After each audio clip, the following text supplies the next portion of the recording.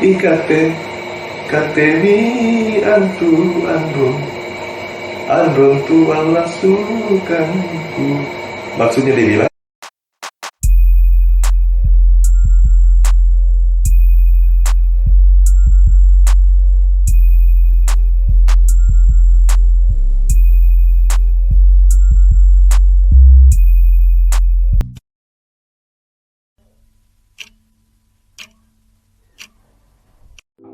Assalamualaikum warahmatullahi wabarakatuh. Welcome back to Ajis Nanang Channel New.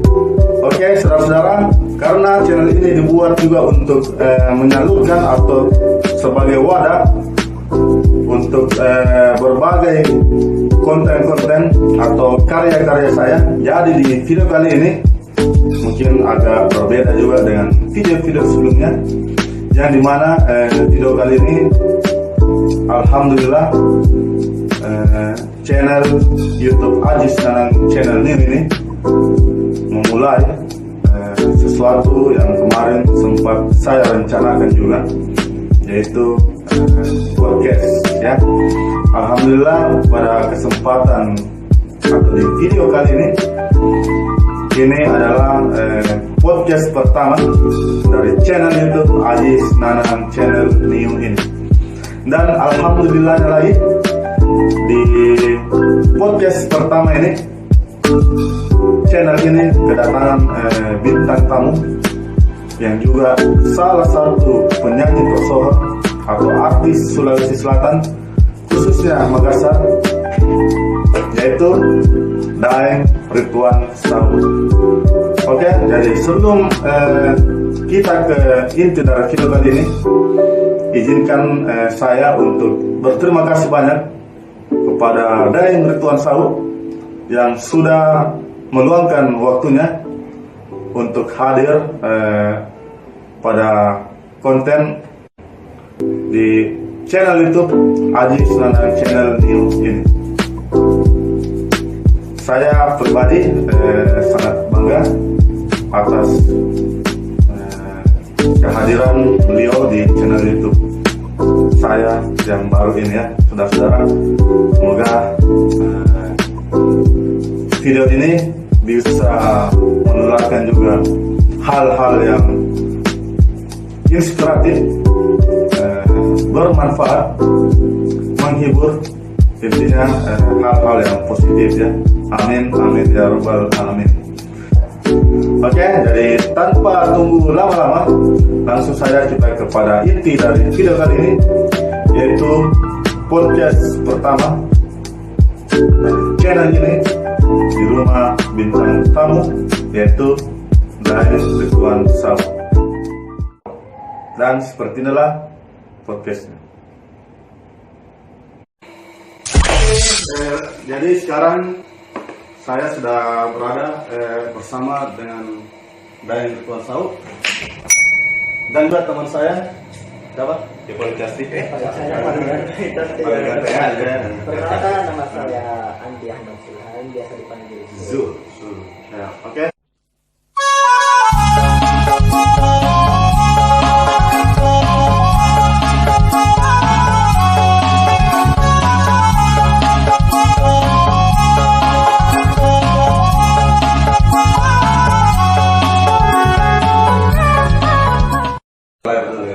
Dari sini Balangkunia, Kecamatan Patamasa, Kabupaten Goa, Sulawesi Selatan.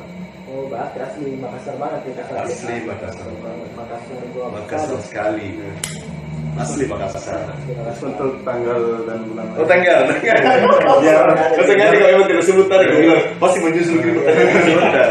jadi dia akan pemirsa tahu ya, Ya. umurnya juga. Jadi kalau berbicara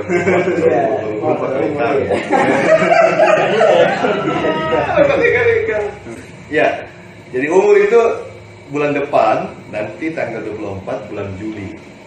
Jadi tanggal lahir 24 bulan 7 tahun 78. Tahun 78. Jadi bulan depan nanti 43 tahun.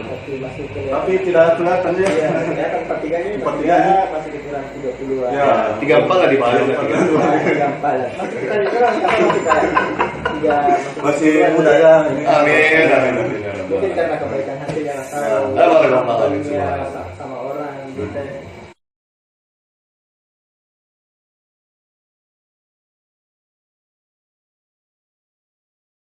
Oke, mungkin kan selama ini kita kenal Deng Rituan Saul ini Ya. sebagai penyanyi yang salah satu penyanyi tersohor di Sulawesi Selatan ya, khususnya di Kota Makassar. Ya, siapa sih yang tidak kenal? Siapa yang tidak kenal dari dengan anak beliau? kecil sampai yang dewasa semua. Hmm. Bahkan iparku keluarga tuh ngefans semua sama Kak Saul. Sama saja keluarga saya Ya. pernah ngefans sama beliau. Bahkan waktu adikku itu tahu bilang saya ada rumahnya Kak Saul sampai bilang muka ketemu. Ada kan bisa taruh Saya yang ngefans. Oh, aku tahu gini semua ini maunya semua. Makanya puji-puji semua ini. Karena nanti khawatirnya nyanyi habis semua nanti acaranya ini mau panggil. Tadi saya sudah nikah. Tadi Oh, sudah nih. Oh, nanti sore ini ada maunya ini nanti. Makanya ada puji-puji. Enggak tadi bilang yang terjadi di luar sana. Ya, insya Allah, alhamdulillah. Semua istilahnya Ridwan Saul juga bisa seperti ini. Tidak lepas dari dukungan dan doa bersama dari orang tua, keluarga, dan orang-orang baik seperti kalian semua. Karena kita juga seniman sama aja semua seniman. Kita tidak bisa ngapa-ngapain kan. Tidak ada orang yang suka Ki. Bagaimana ada orang yang suka Ki kalau hati tak jelek atau sifat tak tidak Betul.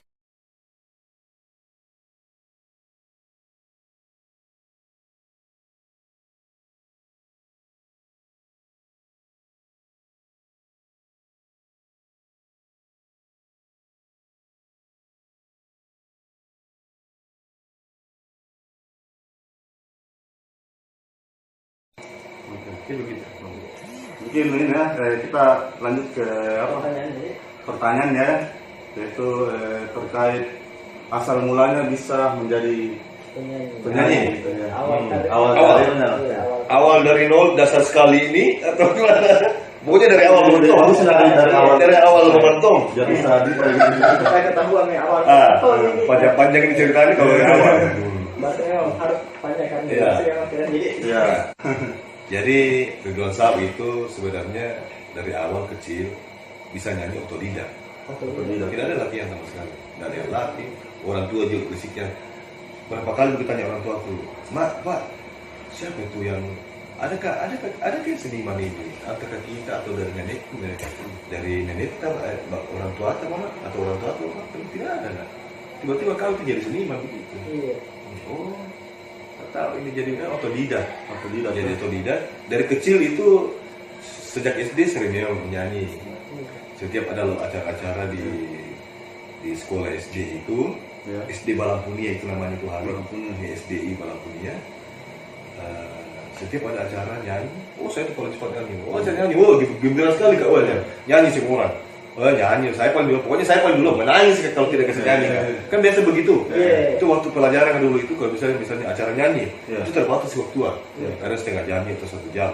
Semua itu satu kelas itu isinya puluhan itu, kadang-kadang tidak dapat. Saya tuh nangis kalau tidak dapat kegiatan menyanyi. Tapi kan yang terkenalnya ada yang Rituan Saul ini apa sebagai penyanyi daerah ya. Tapi waktu awal nyanyinya itu genrenya apa? Memang daerah atau yang lain? Sebenarnya kalau berbicara itu all round kak dulu. All round. Iya, semua lagu ya, semua genre. Ya, semua genre dulu. Mau lagu pop, suka nyanyi lagu pop bisa. Nyanyi dangdut bisa, lagu daerah bisa. Lagu apa itu? Lagu-lagu kebangsaan itu. Ya. Jadi all round kak dulu. Jadi dulu waktu kayak SD ada jadwal menyanyi di sekolah atau pelajaran nyanyi ke acara kesenian. Ada perlombaan nyanyi antar sekolah, Ridwan Saul kadang juara kadang tidak. Gitu. Berarti sejak dari SD itu sudah sering. Ya, dari kecil memang dari kecil baju ya. Iya, dari kecil. Bahkan memang asal memang dari kecil sudah ada untuk jadi seorang penyanyi. Kemudian masuk SMP begitu juga. SMP juga kadang-kadang. Tapi kalau di SMP dulu tidak terlalu eksis maksudnya kan tidak terlalu sering, tidak terlalu menonjol karena di situ kan banyak penyanyi. Beda dengan di waktu SD kan di kampung itu waktu SD kan para kita di situ keluarga. Jadi yang bisa menonjol di situ bahwa cuma Ridwan Saul yang bisa menyanyi. Waktu SMP kan banyak makin di situ dari Iya. dari provinsi ini Iya. banyak dan tidak terlalu banyak dari situ. Ya, masuk ke lagi SMA di pesantren waktu itu pesantren kan begini pesantren. Oh, begitu.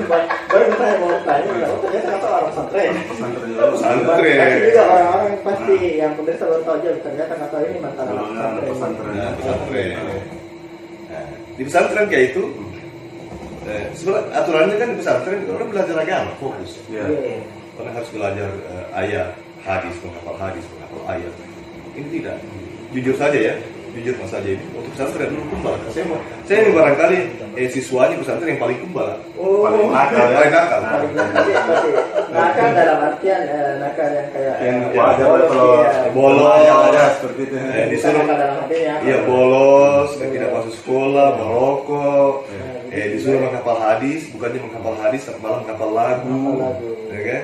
Nah, tapi di satu sisi kenakalanku itu ada kebaikannya. ada kebaikannya karena setiap ada acara kesenian, acara seni di pesantren itu dari dua tahun selalu didaulat untuk nyanyi, main gitar, nyanyi, begitu. Nah, setelah lulus dari pesantren, ini kan harusnya dari pesantren, Ya. harusnya kan masuk di sekolah fakultas agama, Agama. ya kan? Kayak UIN misalnya. Ya, ya. Harusnya kan masuk di UIN. Ini tidak, Ya. ini masuk di UNED. Mana ini? Pada saat itu namanya masih IKIP. Oh iya. Institut Keguruan Ilmu Pendidikan. Itu dia. Nah, ambil jurusan sentra tasik, seni drama tari dan musik. Jadi Nyambungnya mana? Keluar dari ini, jalur pesantren, Langsung ke sentra. sentra tasik. Sentra tasik. Jurusan di pesantren itu jurusan Al-Quran dan Hadis. Ini masuk di Musik. di musik dengan olah suara. Olah suara. Vokal. Berarti memang dari Anda jadi dari awalnya memang kasih tahu itu memang Ya. sudah yakin bilang kayaknya memang bakatnya kasih tahu itu Musik, Iya, musik, kayak ya. suara di dunia musik. Nah, dan memang jujur saja pada saat itu agak bertentangan sih sebenarnya.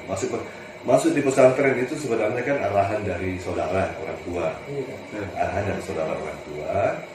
Ya maklumlah kita orang dulu itu kan zaman orang dulu itu kita masih kecil sekali. Ya. Sul dengan siapa? Masih. Aziz. Itu masih bayi atau. Iya. Dan pada saat zamanku itu kita harus nurut apa kata saudara, Iya. kata orang tua. Ya. Orang tua bila masuk pesantren walaupun tidak ada jiwata di situ bilang untuk belajar agama, tapi Harus Harus kita iya itu kita lah dulu ikut sama orang tua dulu. Iya bedanya ada anak-anak dulu sama yang sekarang itu anak zaman dulu itu kayak menolak keinginannya orang tua itu merasa Dosa.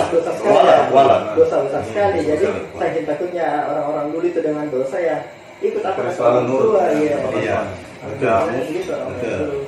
Nah, jadi impas baliknya tadi itu, ini orang tua dengan saudara ini, beliau melihat saya masuk di pesantren, kan 2 kali pindah pesantren, Iya. Oh, udah kan. 2 kali. Dua kali pindah. Ya mungkin. Ya.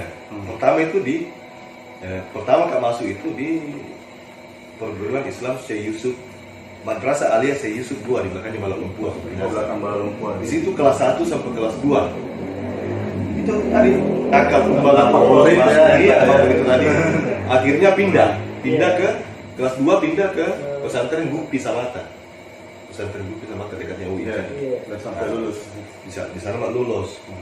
Jadi ini orang tua saudara yang keluarga melihat bahwa mungkin ini Sau ini bertentangan dengan jiwanya ini. Iya. Ya, jadi mereka lagi ya mungkin mereka pelajari di situ ini Sau ini maunya apa ini sebenarnya dia ini. Iya. Dia mau sekolah jurusan apa? Jadi dia harus sekolah, dia harus lanjut. Kita lihat pak, dia suka menyanyi, dia suka gitar, mungkin seperti itu ya. Ya. Jadi lagi-lagi saudara dan orang tua yang akan masuk ke kuliah, ambil jurusan yang ada jurusan menyanyi nah. Iya.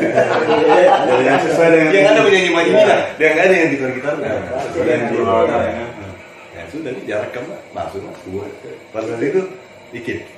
Pada saat itu tahun 95. Tahun 95. Tahun 95 lolos ke pesantren. Ya. Buka pak. Oh ada pendaftaran di UNED. Ada jurusan sentralisasi. Kucari dulu jurusan seni musik. Ternyata dipending saat itu seni musik itu dulu sementara. Ya. Karena mau digabung ini antara tari dengan musik, drama tari dan musik. Jadi yang ada itu seni, drama, tari dan musik. Coba mendaftar iseng-iseng Pak. Mantap sih. Dengan harapan ya kalau lulus kan lulus, alhamdulillah, kalau tidak ya tidak. Oh berarti memang lulusan tidak lewat jendela kan? Tidak lewat jendela, langsung murni. Iya, Murni, ya. Malah dua kali Kak seleksi itu hari. Iya. Oh. Dulu kan ada kan namanya seleksi UMPTN. Oh. Mendaftar itu UMPTN namanya dulu. Jadi kita mendaftar langsung, itu umum semua. Iya. UMPTN namanya isi formulir, UMPTN. Kemudian setelah lolos secara umum di situ, kita dites lagi di jurusan. Nyanyinya, apakah dia kayak Sau kan? Sau ambil jurusan seni. Itu dites bakat lagi namanya, ada tes bakat. Apa betul kau punya keahlian dalam seni? Dites bakat lagi di situ. Alhamdulillah pada saat itu yang harusnya yang masuk di jurusan Sendra Tasik itu adalah anak-anak karawitan yang dari SMKI. Ternyata seorang Muhammad Ridwan yang ijazah background ijazahnya pesantren bisa juga lolos masuk. Dan dites nyanyi ke pas itu, nah memang bisa nyanyi dan bisa main kita. Lolos. Berarti memang rezekinya kasar yang memanggil di dunia seni. Terus lanjut cerita ini kan kita berbicara histori, ya kan? Betul. Kemudian tahun masuk jadi ceritanya mulai kuliah. Tahun 95. Masuk ke di situ, lama-lama belajar. Mulai itu ya belajar. Awalnya kuliah ke macam hati nih. Sama sekali tidak ada teoriku tentang mungkin nyanyi bisa kan nyanyi, tapi bisa nyanyi. Ada main gitar bisa, tapi yang lain itu kan namanya akademik. Kita kan belajar teori, Betul. kayak teori vokal, ya kan, baca notasi, belajar teori musik apa semua. Tidak ada dasarku sama sekali. Yang mereka punya dasar itu adalah anak-anak yang berasal dari karawitan, SMKI. Saya tidak ada sama sekali. Berarti memang dia selalu kena dari jurusannya memang. Jurusannya memang dia memang ada dasar. Sedangkan Kasau ini bertentangan dengan jurusan. Cuma jiwanya memang Kasau. Tetapi karena didasari keinginan yang kuat bahwa ini betul di duniaku yang mencari. Belajar kembali ke dari nol, buka itu belajar do re mi fa sol la si do, yang mana do, yang mana re mi, yang mana do si balok, yang mana sudah belajar, mana itu teori lah, dapat semua. Karena bakatnya malah semakin berkembang. Malah bukan sombong, bukan apa, banyak yang anak dari SMKI itu bukanlah kemampuan, bukanlah teori, bukanlah nilai. Nah, terus lama-lama begitu, itu kan sama Ji. Ikut paduan suara di sana, masuk dalam kelompok paduan suara. Itu paduan suara bagi-bagi suara. Di situ mulai belajar teori bernyanyi, bagaimana teori bisa bernyanyi. Selama ini kan prakteknya langsung. Kemudian setiap ada lomba di situ juga, lomba apa semua. Kayak Peksemida, itu bukan seni antar mahasiswa daerah ya kan? Pekseminas, antar perguruan tinggi, antar jurusan. Nah selalu kadang-kadang Ridwan Sau yang jadi yang mewakili jurusan, juara antar jurusan, kemudian antar fakultas, juara lagi antar fakultas, kemudian antara Peksemida, juara lagi Peksemida, antar perguruan tinggi, nyanyi pop, nyanyi keroncong, nyanyi dangdut, nyanyi, berbagai genre lah. Iya, nah kita sebenarnya kan dasar kalau entahlah kalau sekarang ya, entahlah kalau sekarang. Tapi dulu pada zaman-zamanku dulu itu dasar vokal yang kita kalau kita belajar vokal itu latihan itu kita belajar seriosa dengan keroncong. Di situ itu latihannya itu kita. Jadi istilahnya karena begini, karena teknik vokal yang paling susah itu adalah seriosa dengan keroncong. Jadi kapan kita kuasai dua ini bisa menguasai kecilnya, insya Allah kecilnya yang lain itu. Teknik dasar memang seriosa. Iya seriosa. Dan itu memang nyanyi yang paling susah. Iya. Kenapa dibilang susah? Karena memang ada beberapa yang di Indonesia yang bisa dibilang di Indonesia yang bisa seriosa dan keroncong, ya kan? Bisa dihitung dengan jari.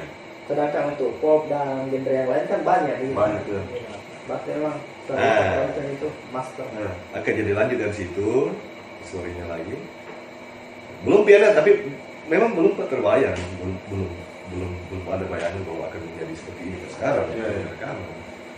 Bla bla bla, ikut sambil nyanyi juga. Pokoknya semua jenis kesenian ikutin semua. Lomba apa semua, lomba dangdut, lomba pop apa itu semua. Festival apa di luar juga, festival dari festival daerah di luar, kadang juara kadang tidak. Nah tiba-tiba pada tahun 99 itu ada festival di TVRI, Festival Lagu Daerah. TVRI yang ada. Kebetulan pada saat itu, ya dulu TVRI.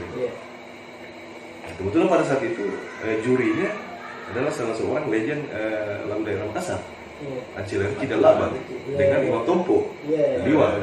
Sampai saya nggak kenal. Iya.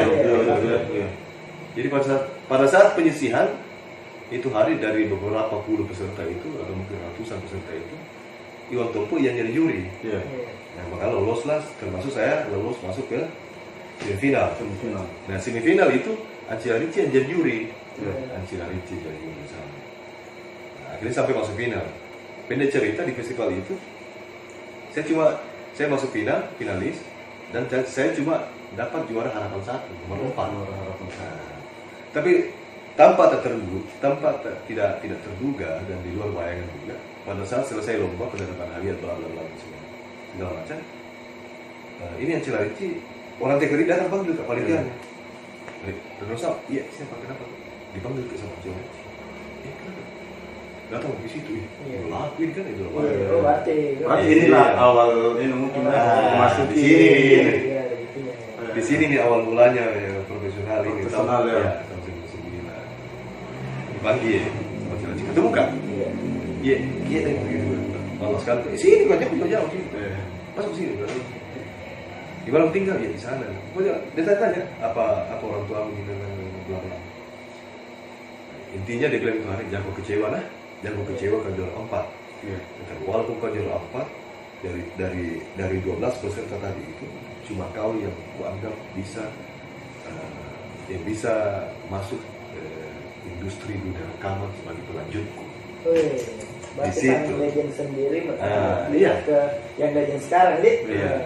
Jadi beliau mengatakan cuma kau memang juara 4, tapi yang juara 1, 2, 3 pada saat itu saya tidak ambil. Biasa sih, memang dia suara festival. Tapi kau ada warnamu dan kau warnamu komersil dan bisa dijual dan bisa live untuk dijual dan rekaman. Nah, di situ. Kau mau ikut dengan saya atau tidak? Kau mau ikut dengan saya atau tidak? Bisa bilang, mau kok ikut dengan seandainya dibilang ada uang, aku membayar ke kue supaya saya bisa ikut sama kita untuk belajar. Nah ini kebagupan. Jadi berarti almarhum ini bisa dikatakan sebagai guru juga. Iya, dia yang melahirkan saya di dunia seni.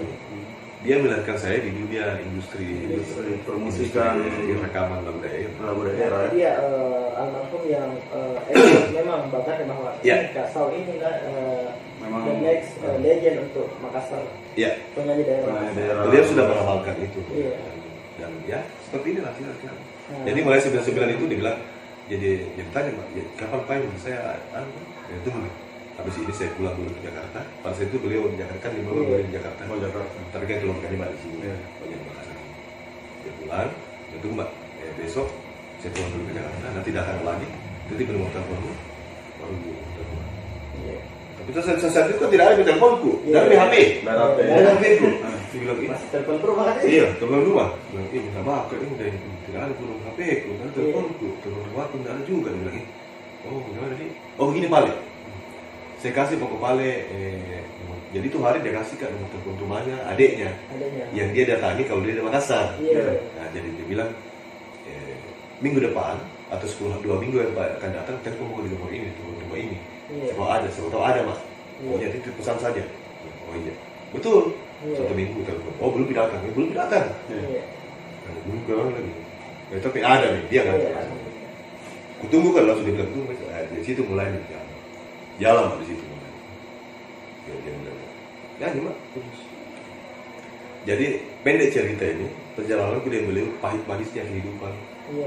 Perjalanan sama beliau dan disitulah saya betul-betul merasakan mengetahui sisi lain dari seorang seniman, dari semua seniman yang orang tidak tahu.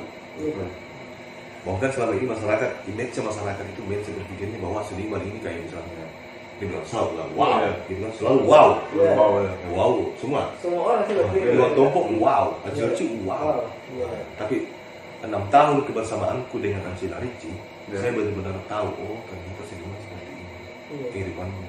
Yang orang taunya misalnya tahu oh WhatsApp itu wow-nya saja. wow-nya saja. Iya. Dia tidak tahu ya sebenarnya. Iya, tidak tahu ya. Prosesnya lah. Prosesnya ya, termasuk prosesnya, termasuk juga kehidupannya yang sebenarnya seperti apa.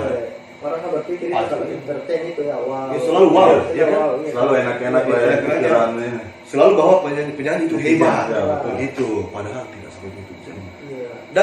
Dan berani juga berkata seperti ini karena itu juga yang saya alami Ya. sekarang. Iya. Memang faktanya seperti itu. Iya. Iya, faktanya. Faktanya dulu saya tahu waktu jalan ke sama beliau almarhum Ancila Ricci Ya. dengan Iwan Tompo, saya tahu sekali mereka kehidupan seperti apa.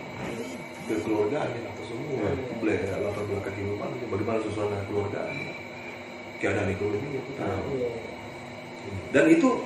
Dan itu juga terjadi, itu juga saya alami juga sekarang. Iya. Sekarang Oh di dosa orang pikirannya, oh di dosa selalu ketemu, oh di dosa senyum dia juga dalam hati Iya. kau tidak tahu siapa saya. Iya. Dalam hatiku saya Iya. sendiri, oh udah tahu siapa saya, bagaimana keluarga saya, bagaimana beban hidup saya, Iya. bagaimana ini pikiran, bagaimana di hati untuk ya seperti itu. Ya, banyak sisi pahitnya juga ya. Iya. Istilahnya begini, wow itu ya memang wow di sisi dari sisi nama wow, Iya, oke lah, iya, betul. nama wow, tapi di sisi lain-lain finansial wow, wow itu tidak selamanya. Selamanya berarti kembali lagi ke rezekinya orang beda-beda masalahnya. Betul. Jadi lanjut tadi gitu.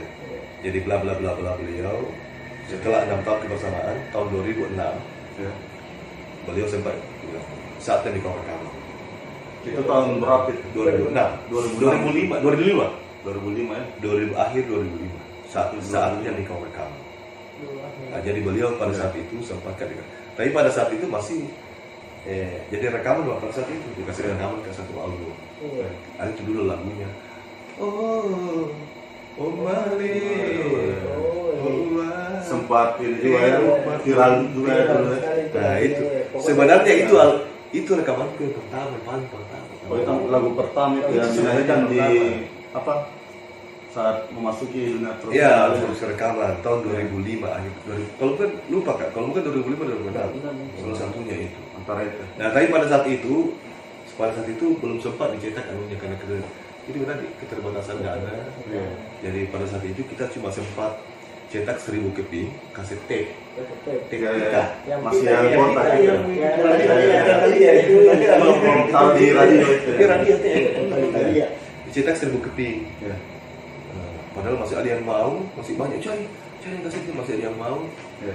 Kita tidak bisa kan karena penghasilan dari penjualan seni kita kita habis bagi-bagi. Dan baru saya tahu ini baru saya tahu ternyata itu yang dikasih yang kudengar itu ternyata Sorata. Nah, sepengetahuanku ini dari awal kudengar itu lagu sampai sekarang baru kita ini sekarang. Bahwa Ternyata penyanyinya Sorata, iya. dengan- Saya dulu Ya. perkiraanku yang menyanyi itu almarhum Iwan Tompo. Oh, gitu. Iya, ini kan baru Nah, tahu. ada Baru saya tahu. Iya, Ya. karena pertama karena sedap orang ini. Bagus sih kan lu. Karena kayak orang yang kalau yang dia bilang kayak mau nikah ini pasti lagunya dia. Nah saya kira itu memang suaranya Om Iwan Tompo, almarhum Tompo. Ternyata lagunya kasih tahu yang di kaset kita. Tapi memang setelah itu, Iya. almarhum Iwan Ancila Ricci sempat rilis ulang kembali ya dengan lagu yang sama, ada dengan CD ini, Iya. ada di CD-nya. Dengan beda-beda. anunya. Tetap musiknya sama, Oh, sama. sama. Jadi karaoke-nya diambil diganti suara. Iya. Tapi lagu itu dibuat sama-sama. Ada namanya yang buat lagu itu namanya seorang tentara. Seorang tentara. Namanya Bribka Jamaluddin Tata. Yang buat itu lagu judulnya Irma Bukti. Iya, itu lagu itu judulnya itu. Seperti itu. Ya, jadi situ album lagu. Jadi 2000 rekam. Jadi sebenarnya itu. Jadi intinya ya, itu album pertama aku itu. Album pertamanya. Nah, jadi setelah itu mungkin Kak Anci punya kesibukan lain atau ada hal-hal sesuatu yang sudahlah kita tidak usah bahas di sini. Jadi dia bilang Kak Anci sudah ini sekarang ibarat kau ayam, kau sudah matang, kau sudah dewasa, jalan cari jalan sendiri. Jalan sendiri. Jangan sebenarnya kasih tahu. Akhirnya beda cerita sudah nih. Paling terima kasih jadi kata selama ini. Jalan aku cari jalan sendiri. Jalan sendiri. Jadi tahun 2007 Ya. nah, masuklah lagu Arnoldo di Rawo. Nah, iya. Itu lagu ciptaan sendiri. Cipta sendiri nih. Sudah mulai lagu Arwahon itu di 2007 memang 2007? itu. Iya. Itu Setiap album- bangun pagi kak ini kak Saul.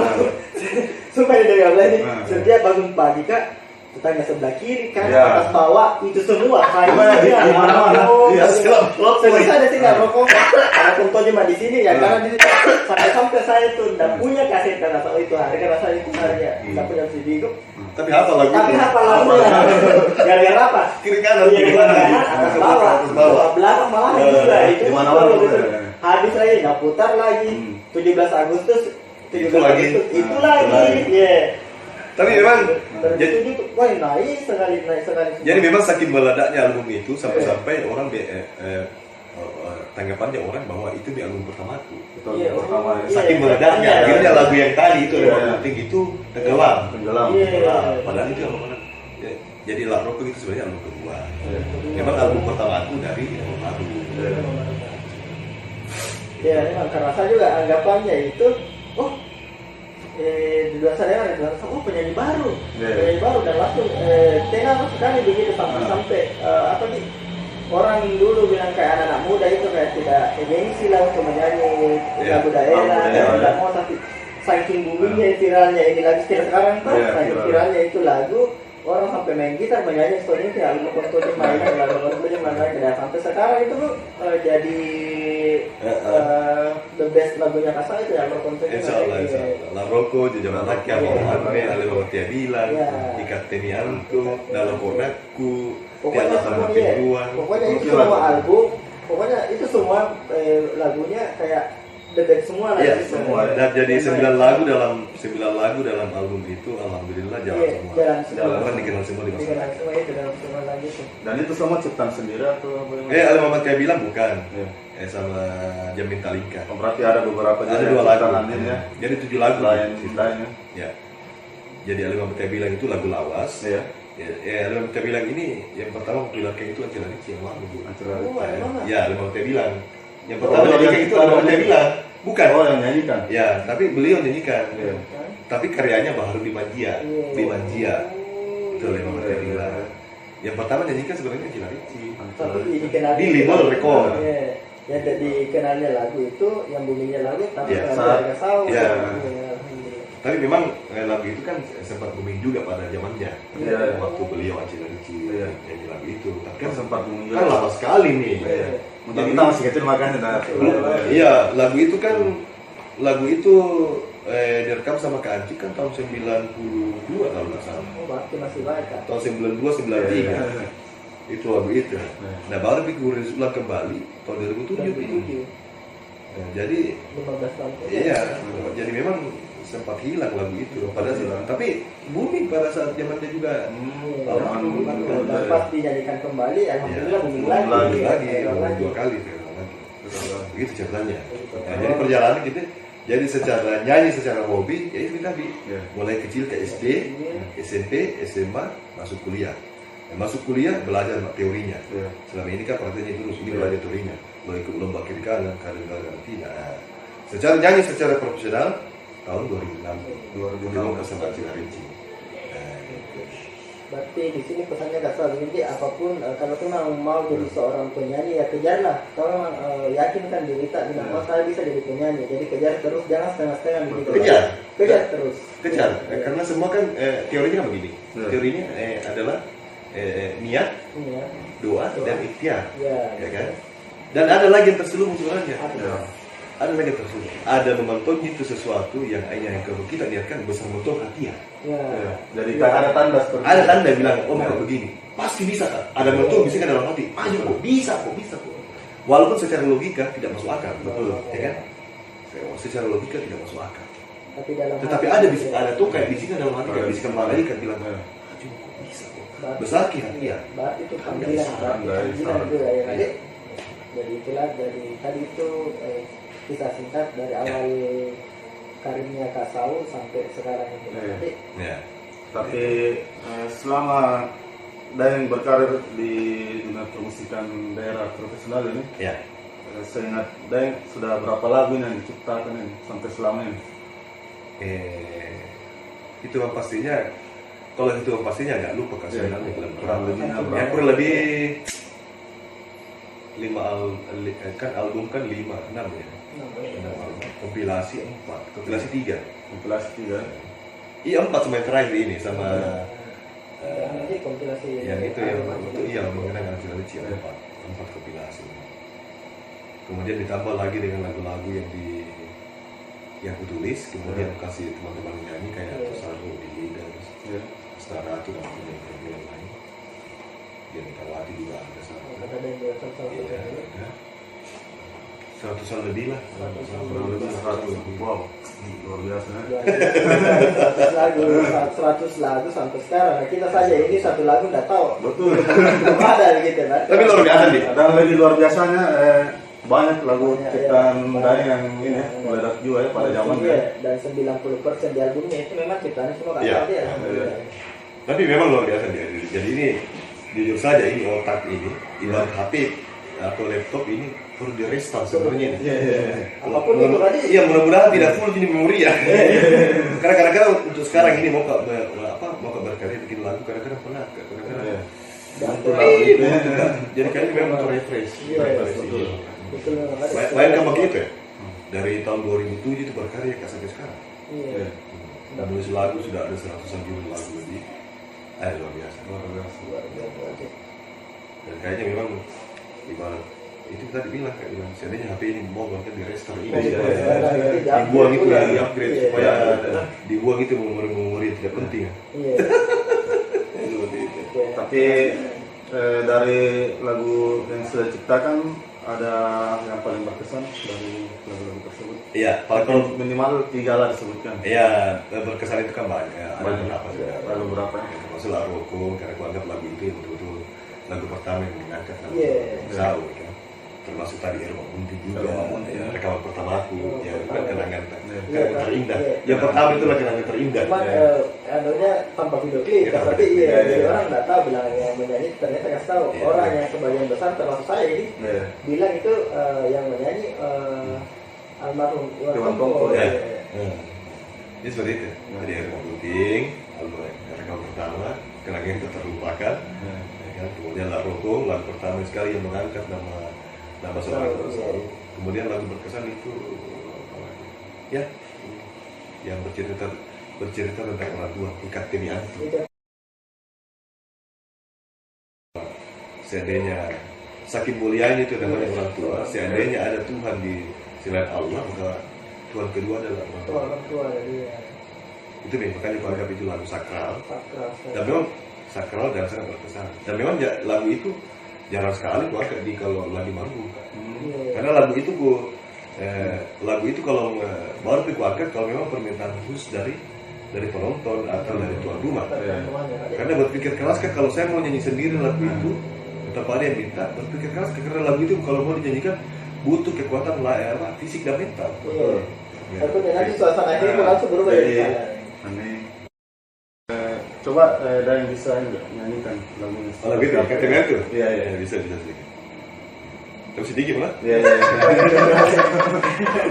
Sedih mana ya? Karena itu bilang tadi lagu ini Betul. butuh kesiapan mental, Mental. kemudian kemampuan vokal yang prima fisik untuk bisa menyanyikan lagu ini berat. Berat ya. Karena kalau kita larut lagu ini bisa dinyanyi, mewek terus, ingat terus. Kira gue tadi suasana heboh langsung jadi hening, begini Iya, karena saking iya. ingatnya bilang kayak menyanyikan terus ini sering tua sia-sia kan orang tua aku ya. Nah, Bisa dinyanyikan kan? jadi gini ya, baik pertama ini.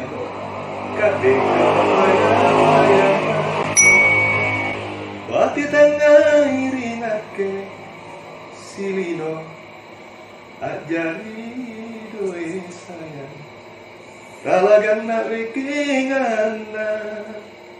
Maksudnya tidak bilang seandainya hitung-hitungan satu dunia ini diuangkan menjadi uang kemudian diberikan kepada kau tidak setimpal dengan jasanya orang tua. Saking berharganya tiga orang. Saking besarnya Masya Allah. kemudian balik kedua Baik kedua. kade naniya lani somba pantarang Allah Ta'ala ikate kateni antu andron tu Allah sukanku. Maksudnya dia bilang seandainya ada Tuhan yang pantas disembah selain Allah, maka kita itu wahai Bapak Ibu. Masya Allah. Sampai di situ udah. Jadi iya kan dari Merinding kita. Berubah suasana tuh. Kita merinding semua, kita merinding. Juga merinding. Sakral itu. Teman-teman yang lain juga kayak misalnya kayak Uli Leaders, Sarro, Ila Safar, itu kalau nyanyi lagu itu di panggung, kan biasa kalau begitu. Tadi minta lagu ini, ya katanya nanti kan kita jadi Uli Leaders kan orangnya di sana. Dia paling senior, paling maksudnya dia usianya paling tua, senior, tapi dia semuanya dia paling sana urusan nyanyi. Mau nyanyi, gue sama tuh sama. Kadang-kadang dia sama sama. Jarang mereka nyanyi lagu itu terlalu menghayati. Baru kan suaranya mereka bertiga kan tinggi semua. Nadanya dikasih naik lagi dari nadaku dikasih naik 2, kasih naik 3. Wah tambah bagus kedengaran. Mereka suaranya kan apalagi ada dia dan besar loh. Luar biasa kalau nyanyi lagu Sulawesi itu. Nyanyi lagu Sulawesi apalagi. Tak jarang mereka nyanyi itu sambil menetes air mata. Sumi mereka nyanyi. Jadi saya bilang apa masih marah nyanyi. Jadi teman-teman kalau ada kita datang ke acara, sebentar lagi kita bilang, yes ya, sebentar itu busuri ke Giliwang. Atau besar, apa usah lagu itu deh? Awas aku bilang, harus aku bilang, kalau ini kita hati juga ya kan tadi. Nah mereka tapi udah leaders itu paling paling sering menetes kayak air mata. Udah leaders juga kan sudah kehilangan orang tuanya. Ya sudah kehilangan orang tuanya. Seperti itu. Gitu ya, kalau saya sih mau bertanya bagaimana pandangan kita sekarang ini tahu tentang lagu daerah yang kayak sekarang itu sudah jarang ya orang dengar yang versi aslinya. Oh gitu. Kebanyakan yang versi cover. Nah begitu sekarang kan begitu. Kebanyakan sekarang ya cover. Iya, sekarang yang versi cover begitu jadi orang ahli akustikan. Jadi orang yang kelahiran yang milenial lah. Iya, yang milenial zaman anak-anak zaman sekarang mungkin tidak tahu bilang versi aslinya yang seperti ini. Dia cuma langsung dengar yang covernya begitu. Bahkan yang sering didengar itu yang di aplikasi TikTok apa yang lain-lain itu. Semuanya versi cover. Iya. Jadi mana menurut kalau menurutku begini nih, kalau menurutku pertama kita tidak bisa salahkan masyarakat dengan terkhusus kepada pendengar. Kita bisa salahkan. Karena masyarakat itu secara umum apa yang bagus, apa yang mereka suka, itu yang mereka terima, itu yang mereka ambil. Nanti jawabannya, soalnya batin nggak ada judge. Padahal saya juga dulu bilang, nggak boleh begitu, tapi dia keraskan. Justru yang kita harus koreksi adalah kita ini pelaku sendiri. Kita yang harus koreksi diri. Ada apa? Nah, kenapa sampai pendengar itu, para pendengar itu lebih suka yang masa kasarnya palsunya gitu. Iya. Lebih suka dengan palsunya. Ada apa? Jadi kita tidak boleh menjudge orang pendengar bilang kau yang salah. Enggak. Karena kita sama, jadi semua sama. Apa bedanya dengan kita semua? Betul. Ada makanan ini, apa yang saya suka itu saya ambil. Tidak mungkin kau paksa, kau bilang banyak kau pakai ini, kau makan. Tidak mungkin kan? Saya ambil. Jadi kayak gini. Yang harus kita koreksi adalah kita ini pelaku seni. Termasuk pelaku seni itu siapa? Pencipta lagu. Pelaku seni itu terangkum dalam mencakup penyanyi, pencipta lagu, arranger, ini. Kemudian ini, yang satu ini, yang penuh tanda koma ini, para pengkoper ini. Bagaimana cara kerjasama yang baik. Pertama kita juga dalam berkarya. Tapi memang serba salah juga nih sebenarnya. Ada dilematis di sini. Ada dilematis di sini yang sampai sekarang belum ada jawabannya. Pertama begini, berdasar dari yang tadi itu bahwa pasar milenial sekarang 2000-an, pasti semua akan apa yang dia suka, akan sesuai trennya dengan zamannya. Nah sementara kita ini berbicara tentang lagu daerah, lagu daerah yang punya rel, ya kan? Kita ini berbicara lagu daerah yang punya rel, tidak seperti dengan lagu-lagu nasional atau lagu band atau lagu apa yang terserah kau musiknya kau banting kiri kanan kau buat apa, tidak ada urusan. Ini kita lagu daerah yang punya rel, yang punya etika bahasa yang benar, kosakata bahasa yang benar, yang punya warna musik yang itu warna musik daerah, ya kan?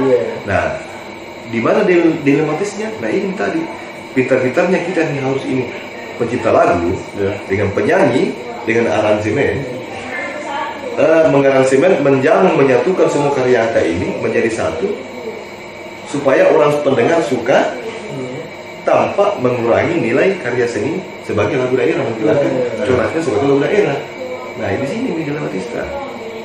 Kita harus betul-betul jeli sekarang, dan memang harus jeli kan begitu. Mau tidak mau kita harus ikut zaman. Betul. Ya, sama halnya dengan sekarang begini. VCD sekarang sudah tidak laku. Jadi mau tidak mau kita harus ikut zaman di digital. Ya. Sekarang ya. Tidak boleh kau bertahan terus jual VCD. Bikin pokok VCD tidak beli. Rugi banget. Orang bapak tuh berpikir bagi gaji aja. Jadi memang kau mau tahu IT atau tidak, kau harus bisa main IT. Iya. Main itu, harus main itu. Karena di situ orang bisa dengeran lagu. Nah, saya kembali lagi yang tadi. Nah, jadi yang tadi dilematisnya kan, jadi kapan kita salah meramu ini tadi ini? Kapan kita salah meramu tadi ini? Salah kerjasama ini, kita ini istilahnya aranjer kayaknya, pemusik kan, kalau gue dengan penyanyi. Kapan salah ramu ini salah ya? Karena dua sasaran yang harus kita capai ini target. Dua sasaran yang harus kita capai. Pertama nilai jual, nah, dengan nilai yang kedua nilai jual yaitu tadi benar-benar orang suka, pendengar suka, anak-anak suka, dan itu nilai jual. Kemudian yang kedua nilai sisi karya seni kreativitas tanpa menghilangkan warna lagu daerah Makassar. Ini yang harus jeli kita memang lagu daerah Makassar itu mempunyai ciri khas. Ya ada ciri khasnya, ada ciri khasnya, masing-masing ciri khasnya. Belum lagi bercerita masalah warna. Misalnya ada glosok lentong warnanya, betul, ya kan? Ila safar lentong warnanya, Ancelarici lentong, Iwang Tompok lentong, Ila safar lentong, atau Sarlo, Wilis, masing-masing kan? Ini masing-masing kami ini semua harus meras otak, bagaimana caranya ini? Biar bisa sesuai dengan ciri khas masing-masing seperti itu. Iya, apalagi seorang, kami semua harus betul-betul bekerja keras untuk memadukan yang dua ini tadi. Sisi jualnya dengan sisi nilai karyanya. Nah, apalagi seorang Ridwan Saw, dia Tommy Mr. Tommy. Ini dulu Mr. Tommy. Mr. Tommy. Dia Tommy bikin lagu, dia Tommy menyanyi, dia Tommy aransemen. Maksudnya aransemen itu kadang-kadang bukan saya kerja ya, tapi kadang-kadang biasanya sama aransemen itu bilang, cuma dibikin musiknya seperti ini, bukan nih. Jadi tiga hal yang saya tanggung. Jadi kalau berbicara, nah sekarang muncul ini bumerang satu ini, momok satu ini, tukang cover kayak gitu. Benar-benar ini momok ini betul bumerang. Jadi pesanku kepada cover kayak ini, ayo kita kerjasama, maksudnya kerjasama yang benar. Betul, kerjasama yang benar maksudnya begini. Kalau memang terpaksa kau mau cover lagu, minimal kau minta izin. Betul. Kau minta izin. Kan banyak itu akses media sekarang yang disebut analitik ya kan. Tapi kalau saranku, buat apa kita cover? Buat apa kita cover? Kalau saranku buat apa? Rugi gini. Pertama, kalau kau cover itu ruginya pertama gitu. Ruginya untung kalau kau minta izin sih. Kalau cover kau minta izin yang punya lagu. Jadi kalau kau tidak minta izin lagi, satu nih rugi lagi satu. Rugi penciptanya. Kalau kau begini. Yang kedua, kerugiannya kok porak-porandakan karyanya orang. Kita ini pencipta lagu yang ciptakan lagu itu. Dari kita menulis lagu, mencari liriknya, mencari intosinya, kita rekaman, proses rekaman, bikin musiknya, rekaman, sampai syuting itu butuh waktu berbulan-bulan baru selesai. Kalau dengan enaknya 5 menit selesai. Masuk di akun YouTube. Jadi uang. Jadi kau mencaplok karya.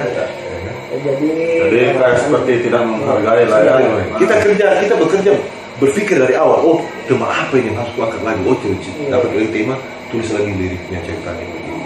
Lalu lagi. Prosesnya berbulan baru selesai. Kalau 5 menit, 10 menit paling selesai. Nah, yang ketiga. Kenapa aku bilang jangan kita cover? Rugi jadi. Karena kau cover dengan lagu baru, sama aja prosesnya. Kalau kau cover, kau tetap pakai studio rekaman, kau tetap pakai aranjer, minimal akustik, lirik, kau tetap bayar itu semua, kau tetap fasilitasi semua apa sampai jadi coveran. Bedanya cuma lagu baru dengan lagu bekas. Jadi aku bilang, jadi buat apa? Karena sebagus apapun kau nyanyi, kalau lagu cover tidak dinilai mau cover kan. Tetap orang ingat penyanyi aslinya. Nah, sementara di sisi lain cover pabrik di sisi finansial untuk penjualan tak, ya kan? Jadi rugi finansial. Kau juga tidak lihat hargamu. Nah, jadi jangan mau dibilang artis cover. Betul. Nah, itu pesannya dari Tapi, konsol. jadi positifnya begini, Kasau itu tidak melarang sih untuk mengcover, tapi paling tidak Izin, hargai malah izin karyanya, ya. hargai karyanya. Tapi kalau dia paling tidak minta izin, kan ada di akses media kayak Betul. Kasau DM, bisa tidak saya datang ke rumah tak bicara ini muka cover lagu tak bisa tidak diizinkan. Kasau itu orangnya humble juga, Kasau tidak pernah dibilang tidak, Betul. tidak pernah bilang tidak Pak, pasti Kasau itu izinkan. Tapi secara baik-baik pasti. Jadi secara pesannya Kasau kalau mau cover ya oke cover saja, tapi minta izin. Tapi kalau salahnya Kasau mending jangan cover saja. Jangan cover, Mending jangan rugi kok cover. dia, rugi kok. Mending jangan cover, datang saja Kasau, bilang Kasau saya mau bikin ini, pasti Kasau juga bantu untuk bikin karya tak Bikin karya, yang baru gitu. Daripada cover lagu bekas, mending bikin karya baru Kasau. Iya, karya baru. Iya, jadi Kasau Karena- siap ini. Jadi dari wadah podcast ini di konten ini tanpa tanpa bilang langsung Kasau bilang begini. Kalau memang mau kerja sama Kasau mau bikin lagu, ada Ayo. tema lagunya, oke. Ayo. Silakan ada di gini Kasau. Karena iya, aku sambung lagi bicara tadi. Dua kerugianmu. Iya. Dua kerugianmu. Kau cover lagu. Dua yang kau rugikan. Ya. Yang punya lagu dengan dirimu sendiri. Betul. Kau sudah dibiayai. Kita ini punya lagu, kau sudah caplok kita punya karya, perandakan. Yang kedua, kau juga. Karena kalau kau cover lagu, biarpun banyak penontonmu, kau terkenal dengan lagu itu, tidak ada nilainya. Ini di mata aku ya. Di mata aku tidak ada nilai. Pandangan Tidak ada hargamu sebenarnya. konsolnya Tidak ada. Tapi ke pencipta sendirinya. Jadi dan sebaliknya sejelek-jelek apapun kau nyanyi lagu itu, kalau lagu baru kau nyanyikan, kau yang pertama nyanyikan, tetap itu kau anggap jempol. Iya. Bahwa kau berkarya, minimal kalau bukan karya lagumu, minimal kau yang beli lagu itu, kau beli lagu itu dengan prosesmu sendiri sesuai dengan prosedur yang ada, prosedur rekaman yang ada. Kau tidak mengambil hak siapapun, ya karena kau punya biaya sendiri, kau punya usaha sendiri, begitu. Besok ada nih.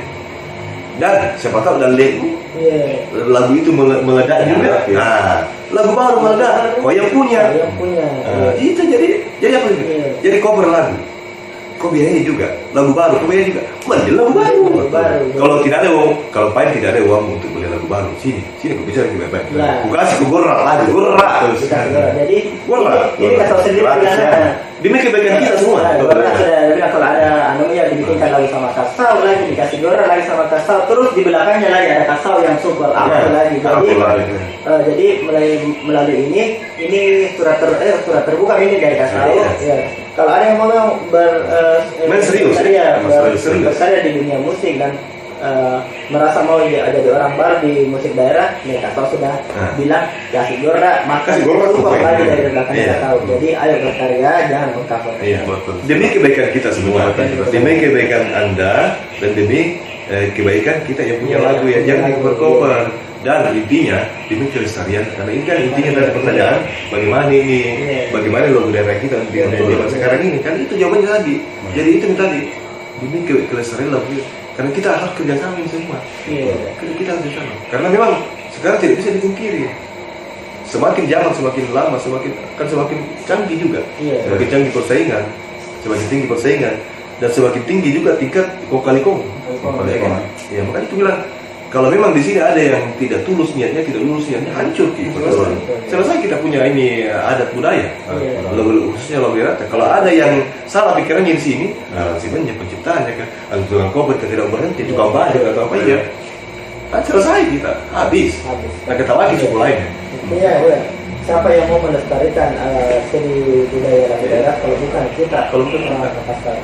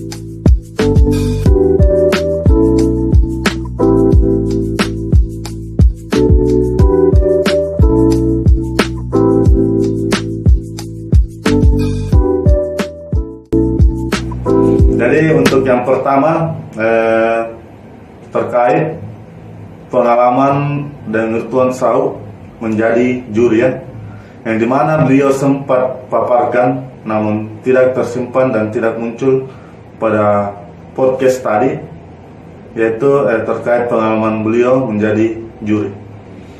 Jadi untuk juri sebenarnya sangat cocok juga ya untuk penyanyi berpengalaman seperti beliau ya. Namun dikarenakan adanya hal atau pengalaman yang sempat beliau rasakan, pengalaman tidak mengenakan yang pernah beliau rasakan saat menjadi juri, akhirnya minat beliau untuk menjadi juri mungkin sangat sedikit ya, saudara-saudara.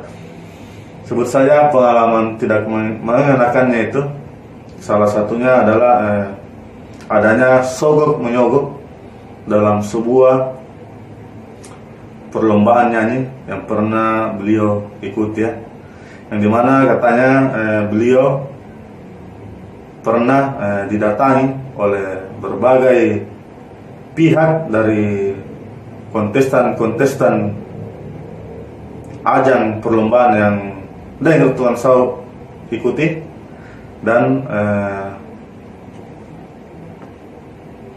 pihak-pihak tersebut memerintahkan Daeng Tuan Sau untuk memenangkan pilihan dari pihak-pihak tersebut. Nah, itu sogok menyogok itu adalah salah satu hal yang membuat beliau sangat berkurang minatnya untuk menjadi juri. Oke, yang selanjutnya, yang kedua, yaitu terkait perencanaan beliau ke depannya ya, yang dimana beliau kemarin sempat paparkan untuk membuat juga channel YouTube pribadi sebagai wadah penyimpanan karya-karya dari Daeng Tuan Sau ya, baik itu karya-karya lamanya maupun karya-karya terbarunya. Nah, untuk karya-karya lamanya dikarenakan katanya atau memang faktanya sudah sangat banyak dicomot oleh pihak-pihak tidak bertanggung jawab, sehingga membuat Daeng Tuan Sau akan merecycle beberapa karya-karya lamanya untuk dimasukkan di channel YouTube pribadinya nanti. Adapun juga untuk karya-karya terbarunya, berdasarkan pemaparan yang sempat beliau paparkan juga, namun tidak tersimpan atau tidak muncul pada podcast tadi dikarenakan kesalahan teknis. Insya Allah dalam beberapa waktu ke depan beliau juga akan merilis karya-karya terbarunya lagi. Wow, layak untuk dinantikan ya. Ya, untuk yang berikutnya terkait ini ya, mungkin di luar ini ya, di luar konsep ya, yaitu terkait asmara dari Daeng Tuan Sau, yang dimana beliau juga sempat memaparkan kemarin kalau beliau katanya hingga umur 43 tahun ini beliau belum pernah berumah tangga atau menikah. Oke, dikarenakan hari ini juga kebetulan adalah hari spesial atau hari ulang tahun dari Daeng Tuan Sau. Jadi di video kali ini saya sekalian juga mengucapkan serta mendoakan selamat ulang tahun untuk Daengku Tuan Sau yang ke-43 tahun. Semoga panjang umur, sehat selalu, sukses dan bahagia selalu, baik di dunia maupun di akhirat. Dan semoga bisa cepat-cepat mendapatkan jodohnya. Amin amin ya rabbal alamin. Ya oke, mungkin cukup sampai di sini dulu untuk video kali ini. Bila ada kesalahan baik dari perkataan maupun perilaku dan sebagainya dari saya di video kali ini, baik yang disengaja maupun yang tidak disengaja, mohon dimaafkan. Pokoknya ambil yang positif dari video kali ini dan buang yang negatifnya. Lebih dan kurangnya mohon dimaafkan. Sampai jumpa lagi di video yang selanjutnya. Assalamualaikum warahmatullahi wabarakatuh. Jangan lupa like, comment, dan subscribe channel YouTube Aziz Nanang Channel. Niu, Ewako.